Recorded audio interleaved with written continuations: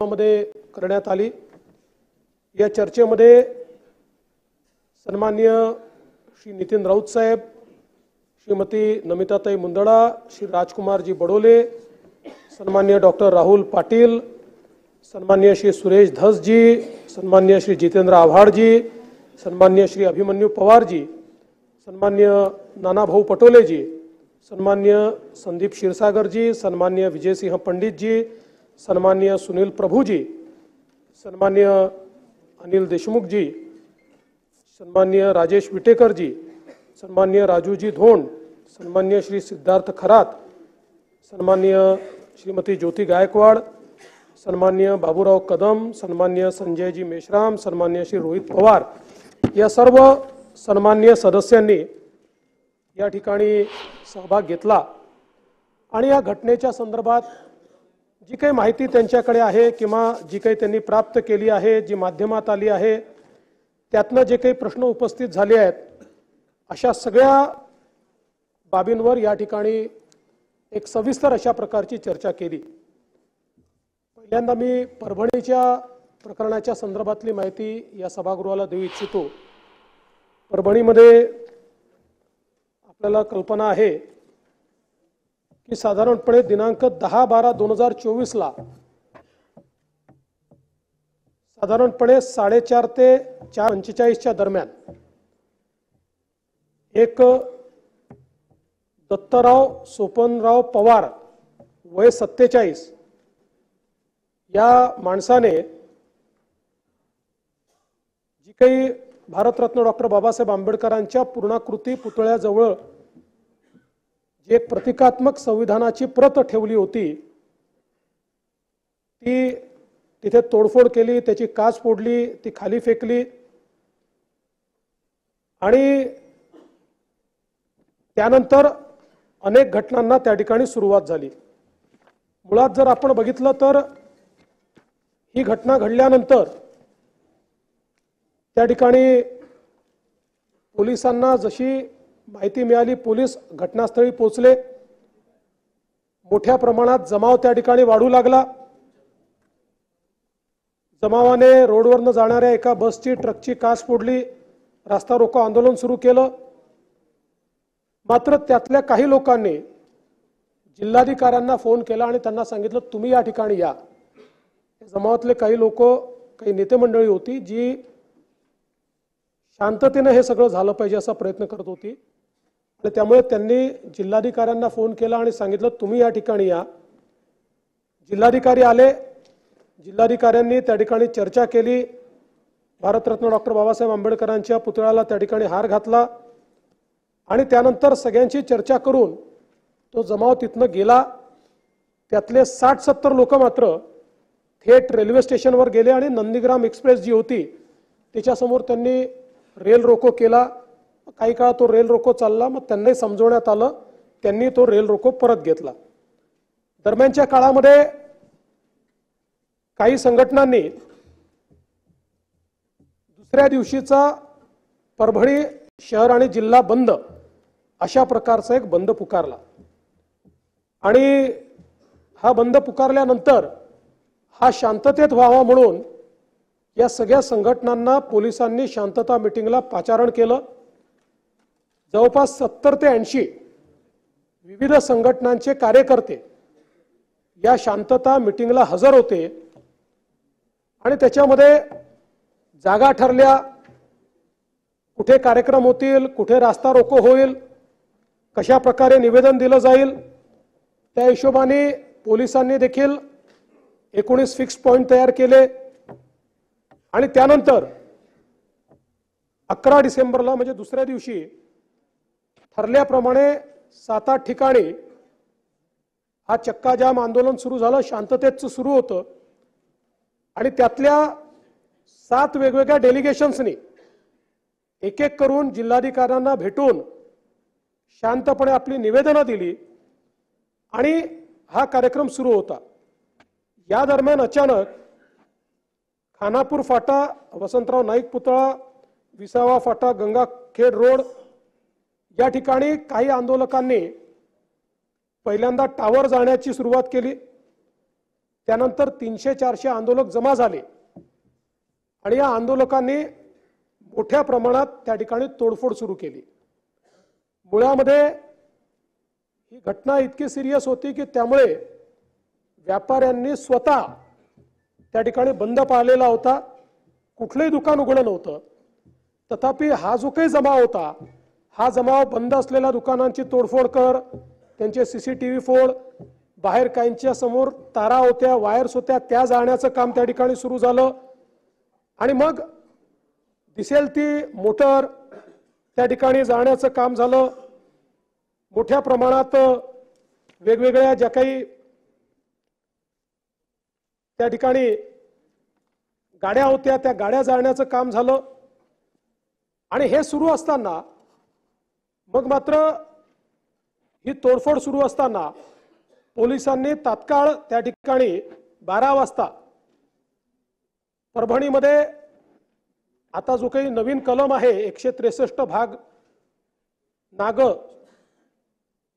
त्यानुसार जमावबंदी घोषित केली।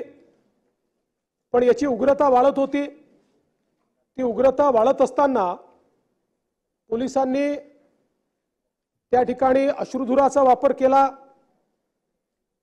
लाठीचार्ज देखील त्या ठिकाणी केला आणि सगळ्यांना पांगवण्याचा प्रयत्न केला। यावेळी काही महिला होत्या, ज्या महिलांनी जिल्हाधिकारी कार्यालयामध्ये प्रवेश केला आणि मोठ्या प्रमाणात जिल्हाधिकारी कार्यालयात तोडफोड केली, काचा फोडल्या, त्या ठिकाणचे खुर्च्या फेकल्या, जिल्हाधिकाऱ्याच्या फायली फेकल्या। परंतु जिल्हाधिकाऱ्याने देखील अतिशय संयमाने कोणाशी दुर्व्यवहार न करता त्या ठिकाणी सगळी परिस्थिती हाताळली आणि यानंतर ज्यावेळी बाहेरून कुमक आली, SRPF आपण आणली, त्यानंतर मात्र सगळा जमाव शांत झाला आणि या संदर्भात एक प्रकारे शांतता प्रस्थापित झाली। या दरम्यान कुठले कुठले गुन्हे दाखल झाले हे आपण स्वतः वाचून दाखवले आहेत, त्यामुळे मी पुन्हा वाचून दाखवणार नाही। पण एकूण जे काही दगडफेक करणारे, जाळपोळ करणारे आहेत, यातल्या 51 लोकांना त्या ठिकाणी पोलिसांनी ताब्यात घेतलं। यामध्ये 42 पुरुष, 3 महिला आणि 6 विधी संघर्षित बालकांचा समावेश होता। या 43 पुरुषांना 3 गुन्ह्यांमध्ये अटक करण्यात आली। महिला आणि बालकांना अटक करण्यात आली नाही। महिलांना नोटीस देण्यात आली आणि घरी सोडून देण्यात आलं, त्यांच्यावर कुठलीही कारवाई या ठिकाणी करण्यात आली नाही।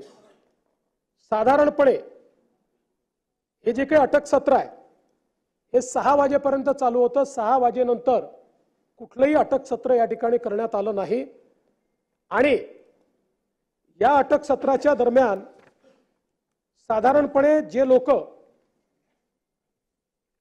या ठिकाणी व्हिडिओ फुटेज मध्ये तोडफोड करताना दिसत आहेत, कोणालाही मास्क वगैरे काही नाहीये, चेहरे सगळ्यांचे खुले आहेत आणि खुल्या चेहऱ्याने त्या ठिकाणी लाठ्या काठ्या घेऊन गाड्यांची तोडफोड करतायत, दुकानांची तोडफोड करतायत। अशा लोकांवर ही कारवाई जी आहे ती या ठिकाणी करण्यात आलेली आहे। तर काही अजून फॅक्ट मला या निमित्ताने ठेवायचे आहेत। एक तर हा जो पवार आहे,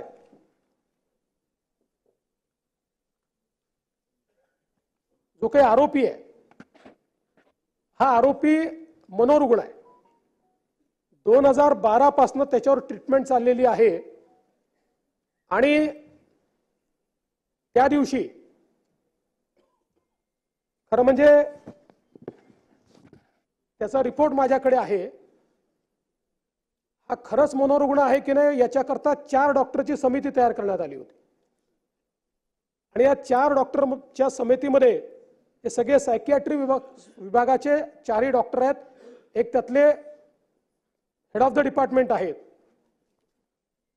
त्यांनी जो काही याच्या संदर्भातले याचे कागदपत्र आणि याची टेस्ट घेऊन जो रिपोर्ट दिला आहे त्यात त्यांनी रिपोर्ट दिलेला आहे की as per serial mental status examination observation and available previous treatment record it can be referred that he has a mental illness, psychotic illness vis-a-vis mood disorder is on treatment for the same. He has understood the meaning of the wrongful act and he has realized the consequences of the wrongful act. He needs to take regular treatment of psychiatrist. त्यात पुढे त्यांनी हे म्हटलंय की he has been seeking treatment for behavioral issues and alcohol use from Parbhani and Akola based on psychiatrist since 2012. He is aware of his mental illness and seeking help for the same. He has expressed feeling of guilt, hopelessness, death wishes intermittently in reaction to the current life event.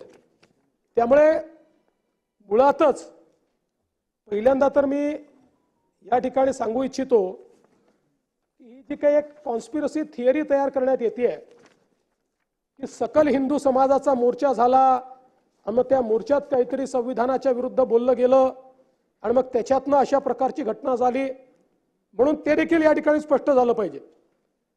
सकल हिंदू समाजाचा मोर्चा झाला होता 11:10 ते 12:35 आणि या मोर्चामध्ये कोण होत त्याच दिवशी, त्याच्यानंतर 5 तासांनी घटना झाली आहे.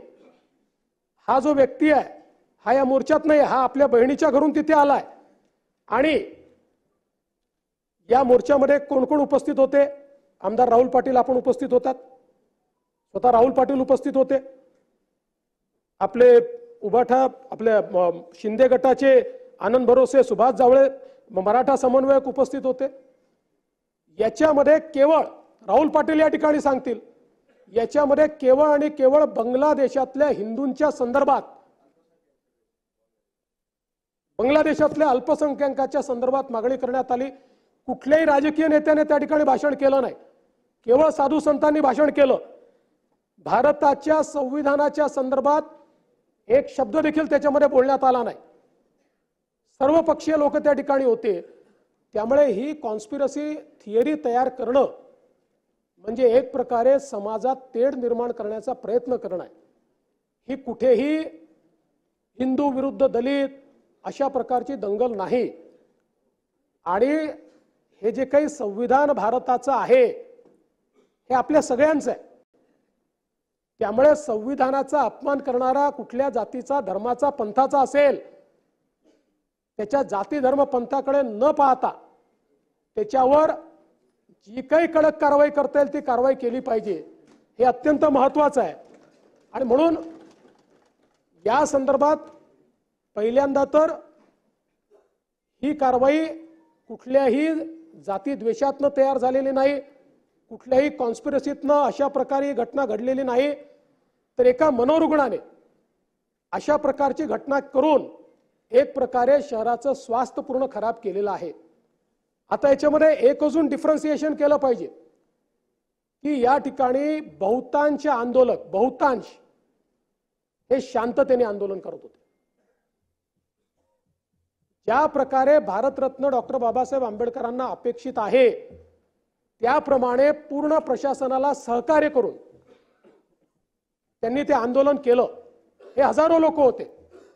200-300 लोक केवळ असे होते की ज्यांनी या आंदोलनाला पूर्णपणे गालबोट लावलं आणि समोरून कुठलाही फोर्स नाहीये, परंतु कुठल्या तरी उद्वेगानं त्या ठिकाणी मोठ्या प्रमाणात तोडफोड झाली.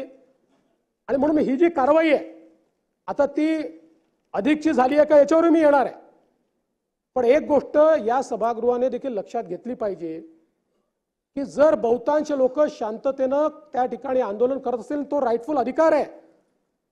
अशा वेळी जर काही लोक तोडफोड करत असतील तर आपल्याला ठरवायचं आहे की अशा प्रकारचा लॉलेसनेस आपण मान्य केला पाहिजे का. एक कोणीतरी मनोरुग्ण अशा प्रकारची कारवाई करतो आणि त्याच्यानंतर आपण बघा लोकांचं नुकसान किती झालंय. या ठिकाणी सरकारी कार्यालयांचं नुकसान तर आहेच, पण सामान्य जे नागरिक आहेत यांच्या गाड्या तोडल्या, टू व्हीलर तोडल्या, दुकानं तोडली, त्याचं देखील प्राथमिक नुकसान 1,89,54,400 कोटी रुपयाचं आहे.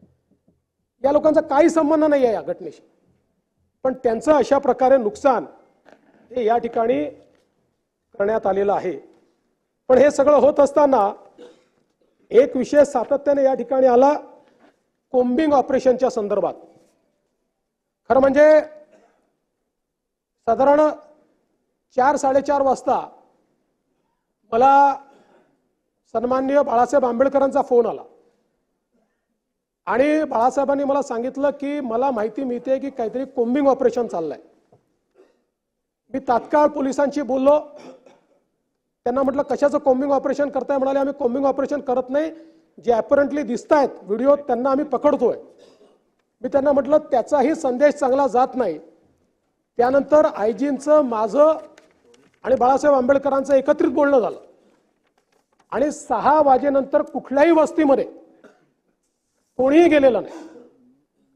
6 वाजेनंतर कोणाला अटक देखील केलेली नाही.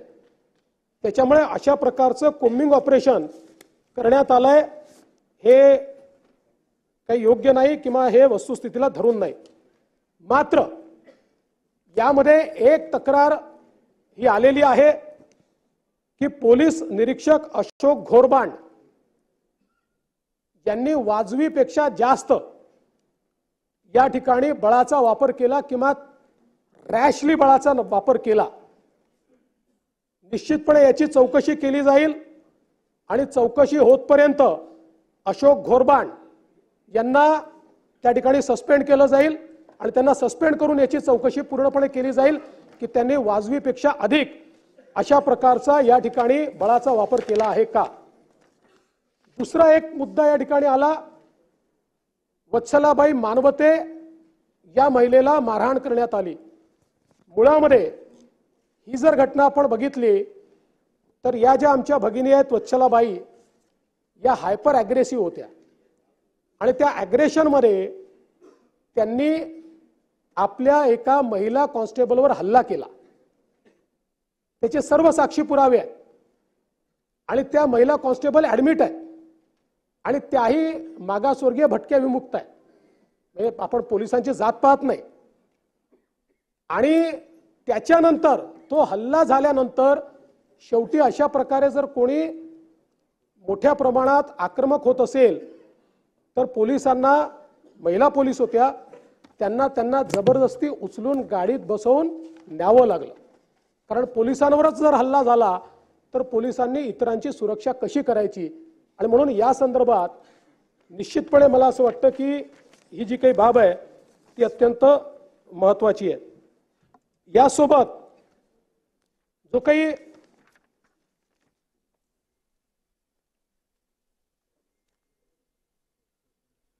एक आंदोलक आहेत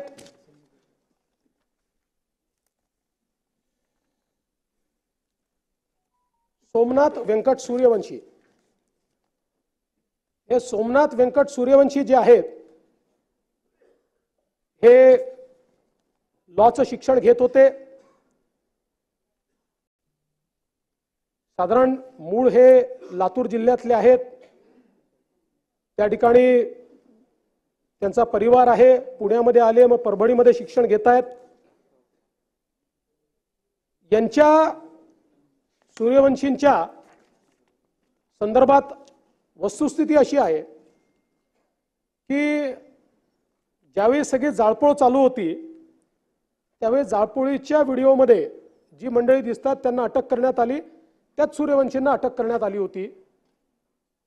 त्यानंतर 2 वेळा मॅजिस्ट्रेट पुढे त्यांना उभं करण्यात आलं. मॅजिस्ट्रेटने लिहिलेलं माझ्याकडे जो काही ऑर्डर पास करतात त्या ऑर्डरची कॉपी आहे ती मी आपल्याला देतो.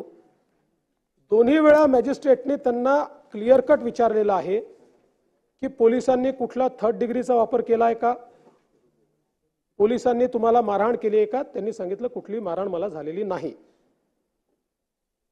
ते पूर्ण वेळ पोलीस कस्टडीत असतानाचे व्हिडिओ फुटेज उपलब्ध आहेत, अनएडिटेड 100%. त्या पूर्ण व्हिडिओ फुटेजमध्ये कुठेही त्यांना मारहाण केल्याचं दिसत नाही.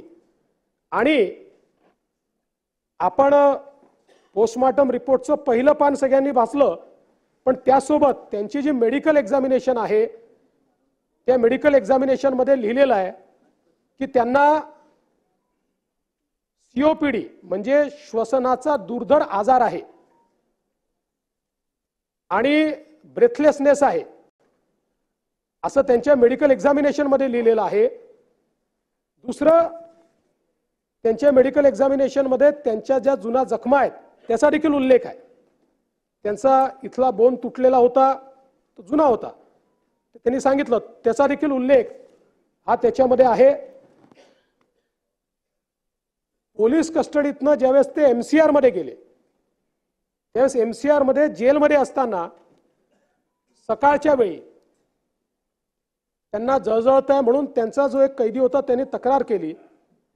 ती तक्रार केल्यानंतर त्यांना हॉस्पिटलमध्ये नेलं आणि हॉस्पिटलमध्ये नेल्यानंतर त्यांना मृत घोषित केलं।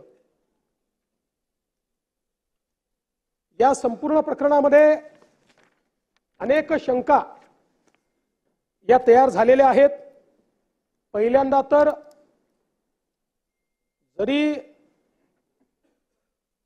त्या सगळ्या प्रकरणातले ते आरोपी असले तरी देखील गरीब समाजाचे आहेत, वडार समाजाचे आहेत, मागासवर्गीय आहेत आणि म्हणून पैशांनी काही कोणाचा जीव परत येत नाही।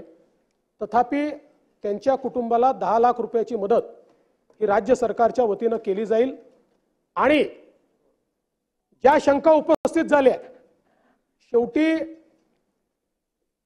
शंका जर उपस्थित झाल्या असतील तर त्याचं निरसन झालं पाहिजे, केवळ एकतर्फी होऊन चालणार नाही आणि म्हणून या सगळ्या प्रकरणाची न्यायालयीन चौकशी ही केली जाईल।